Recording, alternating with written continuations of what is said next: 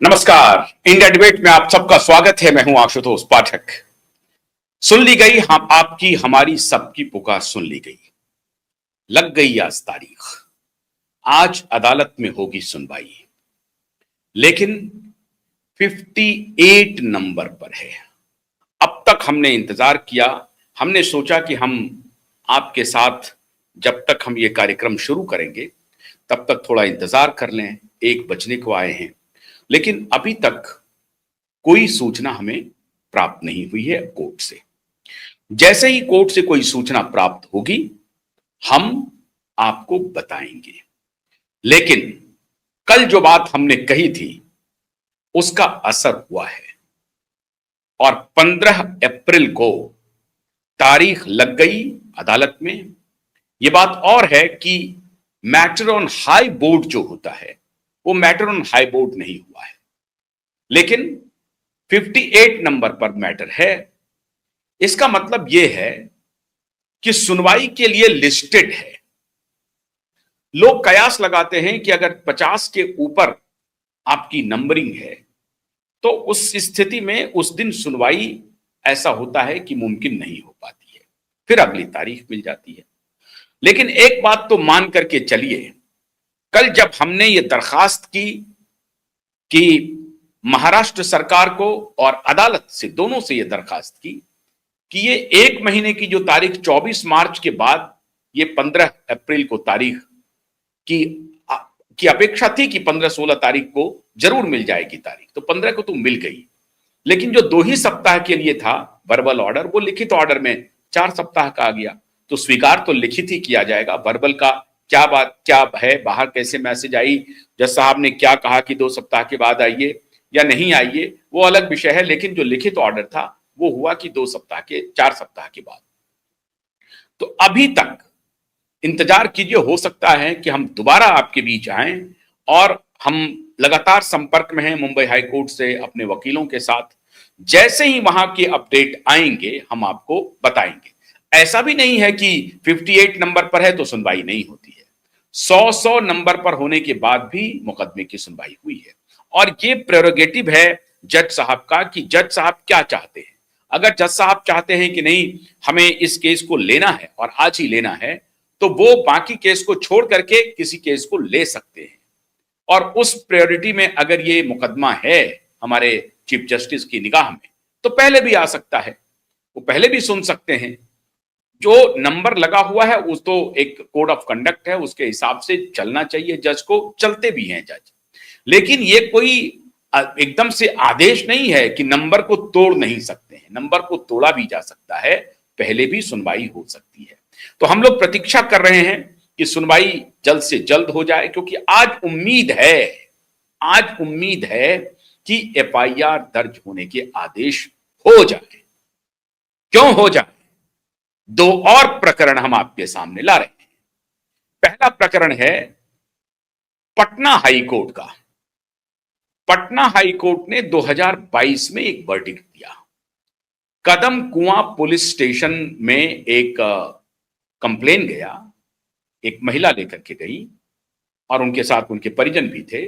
वो कंप्लेन लेकर के जाते हैं कि मेरे साथ 22 लाख का फ्रॉड हो गया है, चीटिंग हो गया है।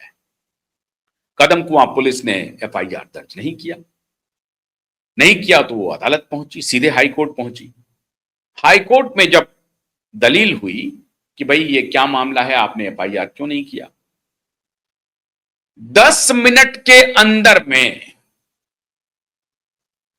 और सुप्रीम कोर्ट के उसी ललिता केस का हवाला देते हुए, आप देखते जाइए खेला, सुप्रीम कोर्ट के ललिता केस के 2014 का जो ललिता केस था उसका हवाला देते हुए पटना हाई कोर्ट ने 10 मिनट के अंदर में कहा कि फौरन से पेस्तर पुलिस स्टेशन को डायरेक्ट किया कि पहले तो एफआईआर दर्ज करो, और दूसरा, अगर कॉग्निजेबल ऑफेंस है तो कॉग्निजेबल ऑफेंस का एफआईआर दर्ज नहीं करने का तो सवाल ही नहीं है।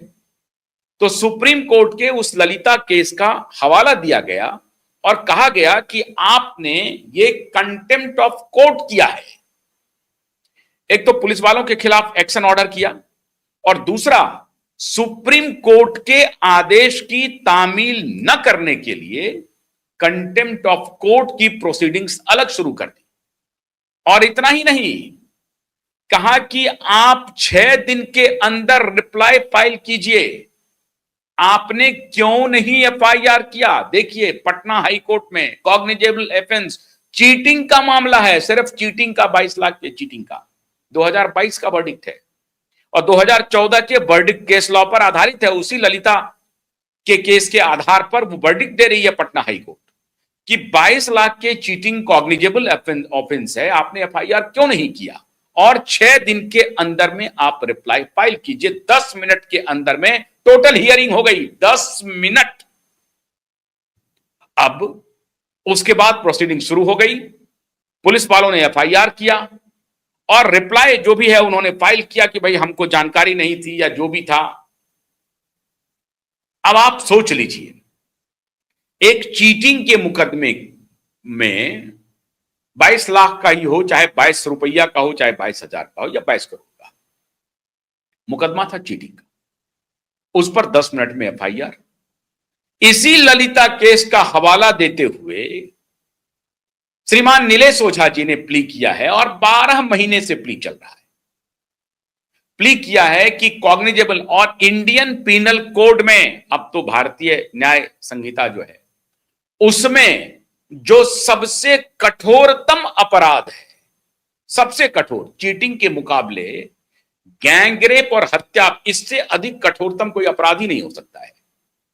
यह सबसे कठोर अपराध जो जघन्य अपराध की श्रेणी में आता है, उस अपराध, वो तो कॉग्निजेबल होगा ही होगा, उस अपराध के कॉग्निजेंस में पुलिस हिला हवाली कर रही है। और आज मैं आपके सामने पहली बार, और पहली बार इसलिए कि मैं नहीं चाहता था ऐसा करना, मेरी कोई इच्छा नहीं है। आपको याद होगा, मेरे नाम की चर्चा हुई है मुंबई हाई कोर्ट में, उसमें एक सुश्री ने मेरा नाम लिया, मैं उनका नाम जानता नहीं हूं क्योंकि वो खामखा उस केस में आ रही थी, बार बार इंटरफेयर कर रही थी। तो उन्होंने मेरे नाम का जिक्र किया, क्यूआइट नेटवर्क का जिक्र किया, कहा कि आशुतोष पाठक जो हैं वो जज को बदनाम कर रहे हैं, कोर्ट को बदनाम कर रहे हैं। तो हालांकि उस वक्त जिनके सामने ये प्ली हुई, जज महोदय ने कहा कि ठीक है, बदनाम कर रहे हैं नहीं कर रहे हैं, आपको उससे क्या लेना देना है, ये कोर्ट का मामला है, कोर्ट देखेगा, कोर्ट देखेगा। आज मैं उन जज के प्रति, और मैं साफ नाम ले रहा हूं, जस्टिस गडकरी और जस्टिस भोसले के प्रति मैं सम्मान करता हूं, मेरा सम्मान है, मैं उन्हें हृदय से सम्मान करता हूं। लेकिन आज मैं एक आरोप लगा रहा हूं, और यह आरोप मैं अपने मन से नहीं लगा, यह आरोप करोड़ों एसएसआर वॉरियर, लाखों दिशा के लिए न्याय पाने की इंतजार में बैठे हुए लोगों की सदिच्छा है।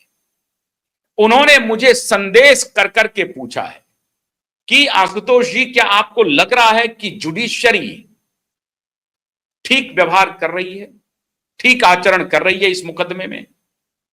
तो आज मेरा यह आरोप नहीं है, यह आरोप सारे एसएसआर वॉरियर की तरफ से, सारे एसएसआर वॉरियर ने यह आरोप लगाया है।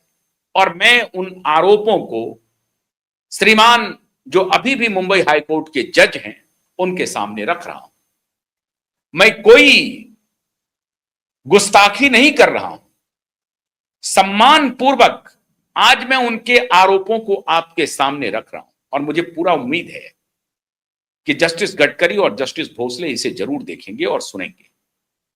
विनम्रता पूर्वक ये मैं ये कहना चाहता हूं कि कॉग्निजेबल ऑफेंस के मामले में, एक चीटिंग के मामले में पटना हाई कोर्ट ने 10 मिनट में एफआईआर रजिस्टर का ऑर्डर दिया, पुलिस वालों के खिलाफ एक्शन की प्रोसीडिंग शुरू हो गई, कंटेम्प्ट ऑफ कोर्ट का अलग से नोटिस जारी किया और कहा कि रिप्लाई फाइल कीजिए 6 दिन में।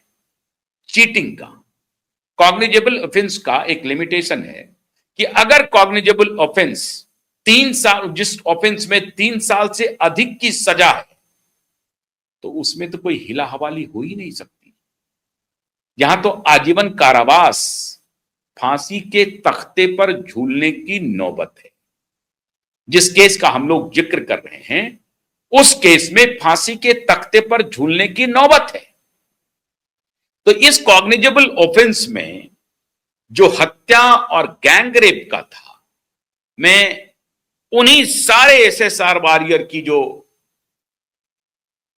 जो भी उनके मन में चल रहा है, जो संदेश उन्होंने मुझे भेजा है, मैं विनम्रता पूर्वक, सम्मान में बिना कोई कमी किए हुए, मैं मिलॉर्ड के सामने यह यक्ष प्रश्न रख रहा हूं कि आपने कई हियरिंग की, नीलेश ओझा जी ने आपके सामने केस लाओ रखा, कई बार जस्टिस सारंग कोतवाल ने प्रथम दृष्टया ही कहा कि ये एफआईआर के बारे में नोटिस जारी कर दिया कि भैया आप रिप्लाई फाइल करो। चलिए सुन लेते हैं आपकी बात। रिप्लाई फाइल होना नहीं चाहिए था, आदेश देना चाहिए था कि एफआईआर करो, इन्वेस्टिगेशन शुरू करो, कॉग्निजेबल ऑफेंस है, रिप्लाई की कोई आवश्यकता नहीं है। और ऐसा एक नहीं, कई बार हाई कोर्ट ने जो एक्सीडेंटल डेथ रिपोर्ट कह करके क्लोज कर दिया गया है, उसको सेट असाइड किया है। मुंबई हाई कोर्ट के ही एक फैसले को सुप्रीम कोर्ट ने सेट असाइड किया। सुप्रीम कोर्ट ने कहा कि मुंबई हाई कोर्ट का एक फैसला था कि जो एक्सीडेंटल डेथ रिपोर्ट को करके क्लोज कर दिया गया था, तो कहा नहीं, अगर कोई मामला प्रकाश में आ गया है, कोई एविडेंस फ्रेश आ गया है, तो उस एक्सीडेंटल डेथ रिपोर्ट का कोई मतलब नहीं है, उस इन्वेस्टिगेशन का कोई मतलब नहीं है, इन्वेस्टिगेशन रीस्टार्ट होगा। और सुप्रीम कोर्ट का यह आदेश है मुंबई हाई कोर्ट के एक फैसले के विरुद्ध। इतना ही नहीं, इस तरह के कॉग्निजेबल ऑफेंस जिसमें कि सजाए मौत हो सकती हो, आजीवन कारावास की सजा हो सकती हो, जो संगीन अपराध है, उसमें